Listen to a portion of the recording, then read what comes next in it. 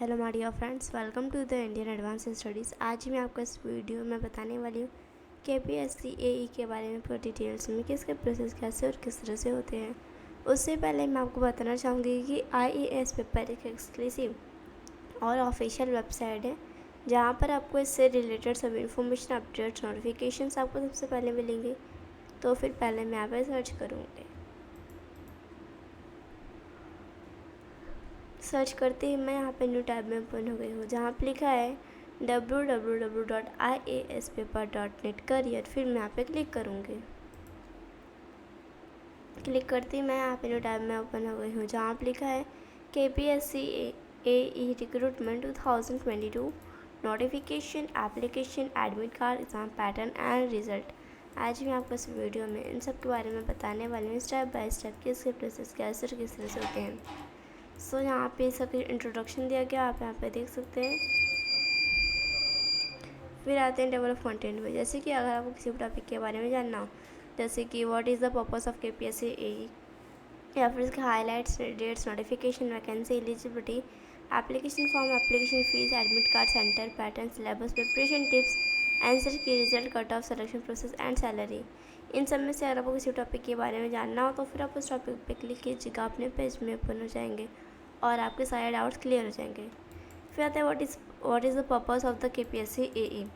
KPSC AE क्या, किसने start किया, कब स्टार्ट हुआ और किसमें कितनी वैकेंसीज है, कितने पोस्ट हैं और इसका फुल फॉर्म क्या है, उन सब के बारे में यहाँ पे दिया गया। फिर आते हैं हाईलाइट्स पे, जैसे कि अगर किसी भी चीज़ का डेट आता है, जैसे कि नेम ऑफ द एग्ज़ाम जो है वो KPSC AE रिक्रूटमेंट 2022 है नेम इसका। Directing body Karnataka public service commission, ये इसका फुल फॉर्म है और शॉर्ट फॉर्म है KPSC। एग्जामिनेशन पर्पस, फिर eligibility criteria, mode of application, examination mode, duration, language, selection process, frequency, examination level, job location and official website, इन सब के बारे में यहाँ पे दिया गया है। और फिर हम आते हैं एग्जाम डेट्स पे, जैसे कि अगर किसी भी चीज़ का डेट आता है, जैसे कि नोटिफिकेशन का, या फिर application form start date, application form last date, admit card, exam date या फिर रिजल्ट, इनमें से अगर किसी भी चीज़ का डेट आता है तो फिर आपको इस वेबसाइट के थ्रू सबसे पहले पता चल जाएगा। फ़िलहाल तो अभी किसी भी चीज़ का डेट नहीं आया है, जब भी आएगा तो फिर आपको इस वेबसाइट के थ्रू सबसे पहले पता चल जाएगा। नोटिफिकेशन किस तरह से, मतलब कौन से वेबसाइट के थ्रू डाउनलोड करना रहता है, क्या क्या इन्फॉर्मेशन दिया रहता है, उन सब के बारे में यहाँ पे दिया गया। तो सबसे पहले आपको ऑफिशियल वेबसाइट पे आना रहता है KPSC के। उसके बाद ऑफिशियल वेबसाइट पे आते हैं, आपको लेटेस्ट अपडेट पे क्लिक करना रहेगा। क्लिक करते आप न्यू पेज में ओपन हो जाएंगे जहाँ पे आपको अपना इन्फॉर्मेशन देना रहता है, जैसे कि आप, मतलब जो नोटिफिकेशन PDF है उसके अंदर क्या क्या इन्फॉर्मेशन दिया रहता है, जैसे कि एप्लीकेशन फॉर्म के बारे में दिया रहेगा, एडमिट कार्ड के बारे में दिया रहेगा, फिर एग्ज़ाम डेट्स के बारे में दिया रहेगा, मतलब हर एक चीज़ के बारे में दिया रहता है नोटिफिकेशन PDF में। वैकेंसीज़, अलग अलग पोस्ट के लोगों की अलग अलग वैकेंसीज़ होती हैं और ये जो वैकेंसीज़ हैं वो एवरी ईयर चेंज होती रहती हैं। फिर आते हैं एलिजिबिलिटीज़। एलिजिबिलिटी होता है कि आप इसको अप्लाई करने के लिए एलिजिबल हैं या नहीं। एलिजिबिलिटी जो है वो 3 टाइप्स के होते हैं, nationality, education qualification and age limit. Nationality होता है कि अगर आप इंडिया के हैं या फिर आप 1962 से पहले किसी और कंट्री में रहते थे और अब आप परमानेंटली इंडिया में शिफ्ट हो गए तो भी आप इसको अप्लाई करने के लिए एलिजिबल होंगे। फिर जो आपकी एज है वो 18 to 35 के अंडर में होनी चाहिए। अगर आप 18 से कम है या फिर 35 से ज़्यादा है तो भी आप इसको अप्लाई करने के लिए एलिजिबल नहीं रहेंगे। एजुकेशन क्वालिफिकेशन, आपको जो एजुकेशन क्वालिफिकेशन है, आपका BA, BTech और डिप्लोमा सब आपको कंप्लीट होना चाहिए, तो ही आप इसको अप्लाई करने के लिए एलिजिबल रहेंगे, अदरवाइज़ आप इसको अप्लाई करने के लिए एलिजिबल नहीं रहेंगे।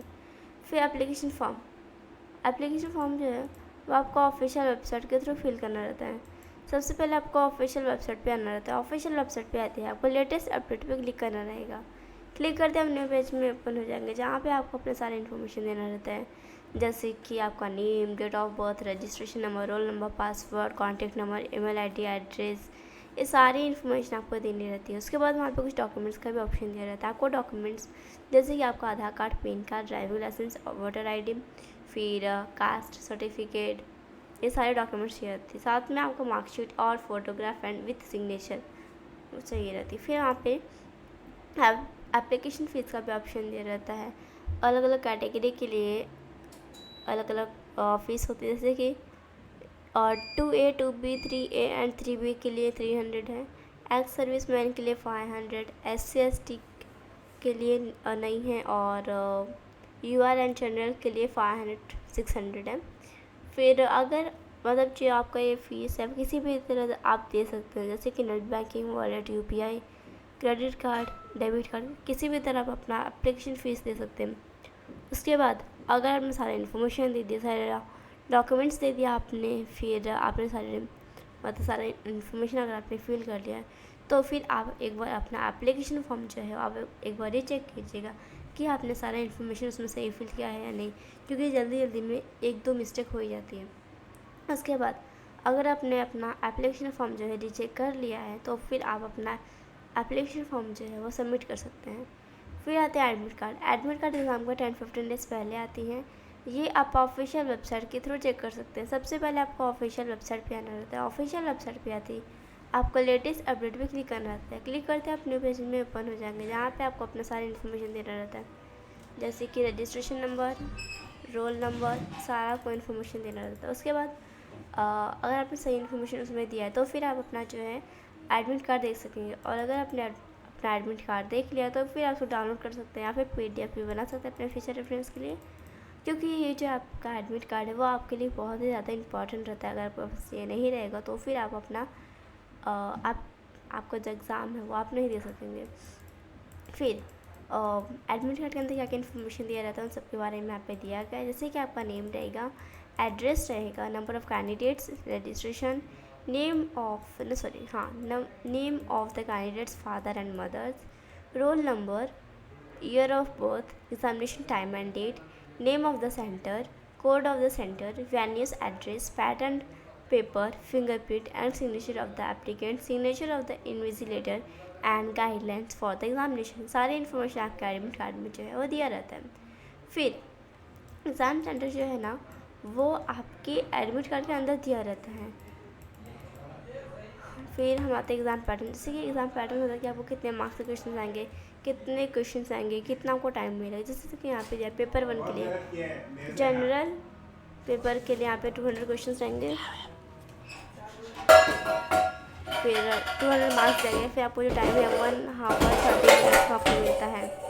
फिर पेपर 2 के लिए यहाँ पे दिया गया है, पेपर 2 के लिए स्पेसिफिक पेपर 200 मार्क्स के 200 मार्क्स के 200 क्वेश्चंस, और आपको टाइम मिलेगा 2 आवर्स का। फिर अब हम आते हैं सिलेबस। आपके लिए कौन कौन से सिलेबस इंपॉर्टेंट है। जनरल स्टडीज़, फिर इंग्लिश सिलेबस है, कंप्यूटर नॉलेज है, और मतलब हर एक टाइप के लिए यहाँ पे दिया गया है। फिर प्रिपरेशन टिप्स होता है आपको किस तरह से अपने हर एक सब्जेक्ट प्रिपेयर करना रहता है। सबसे पहले आपको अपने स्टडी के लिए टाइम टेबल बनाना रहता है, आपको वही टाइम टेबल फॉलो करना रहता है, और आपको क्या क्या करना है, क्या नहीं करना है, उन सब के बारे में यहाँ पे स्टेप बाय स्टेप भी यहाँ पे दिया गया है। फिर सिलेबस दिया गया कि आपको कौन कौन से सिलेबस इंपॉर्टेंट है, तो ऑथर का यहाँ पे नेम भी दिया गया है। स्टडीज़ 1 के लिए यहाँ पे और स्टडीज़ 2 के लिए यहाँ पे दिया गया है। फिर मतलब हर एक चीज़ के लिए यहाँ पे दिया गया है। फिर अब हम आते हैं आंसर की एग्ज़ाम के बाद और रिजल्ट के पहले आता है। ये आप ऑफिशियल वेबसाइट के थ्रू देख सकते हैं। सबसे पहले आपको ऑफिशियल वेबसाइट पे आना रहता है। ऑफिशियल वेबसाइट पे आते हैं आपको लेटेस्ट अपडेट पे क्लिक करना रहता है। क्लिक करते हैं अपने पेज में ओपन हो जाएंगे, जहाँ पे आपको अपना सारी इन्फॉर्मेशन देना रहता है, जैसे कि आपका आपका रजिस्ट्रेशन नंबर एंड आपको अपना पासवर्ड फिल करना था। उसके बाद अगर आपने इन्फॉर्मेशन दे दिया, तो फिर आप जो है अपना आंसर की देख सकेंगे। उसके बाद आप अपना आंसर की जो है वो चाहे डाउनलोड कर सकते हैं या फिर PDF भी बना सकते हैं अपने फ्यूचर रेफरेंस के लिए। फिर हम आते हैं रिजल्ट एग्ज़ाम के बाद, और एग्ज़ाम के बाद आता है। या आप ऑफिशियल वेबसाइट के थ्रू चेक कर सकते हैं। सबसे पहले आपको ऑफिशियल वेबसाइट पे आना रहता है। ऑफिशियल वेबसाइट पे आते हैं आपको लेटेस्ट अपडेट पे क्लिक करना रहता है।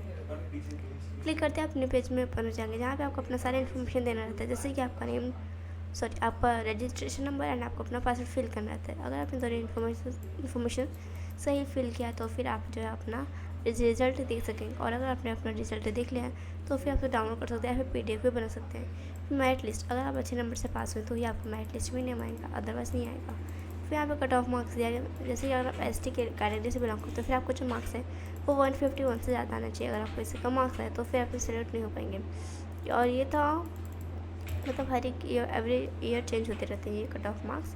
जनरल कैटेगरी के लिए 225 है और 2022 का। फिर अगर आपको इससे ज़्यादा मार्क्स है तो ही आप इसको अप्लाई करने के लिए तो ही आप इसमें सेलेक्ट होंगे और आपका नेम जो है वो मेरिट लिस्ट में आएगा। सिलेक्शन प्रोसेस, अगर आप prelim exam, main exam, interview, document verification in सब में अच्छे नंबर से पास हो गए, आपके सारे डॉक्यूमेंट्स भी सही हैं, इंटरव्यू पे आपने अच्छे से दिया तो ही आप इसमें सेलेक्ट हो पाएंगे। फिर सैलरी स्ट्रक्चर, अलग अलग पोस्ट के लोगों की अलग अलग सैलरीज दी गई हैं और अगर आप इसमें अप्लाई किया तो आप इसमें ज्वाइन हो तो फिर आपको इसमें क्या क्या बेनिफिट्स रहेगा और क्या क्या आपको वर्क करना रहता है। फिर कुछ टाइम बाद आपको किसी भी पोस्ट में प्रमोशन हो जाएगा, जैसे कि इंजीनियर इन चीफ में, इंजीनियर सुपरवाइज़र में, सुपरविजन में, वे इंजीनियर इन चीफ क्लास 1 या क्लास 2, फिर manager of the project, incharge of the engineering, किसी में भी पोस्ट या प्रमोशन हो सकता है आपका। सो यहाँ पे कुछ FAQs क्वेश्चन देखेंगे जो आपके लिए बहुत ज़्यादा इंपॉर्टेंट है।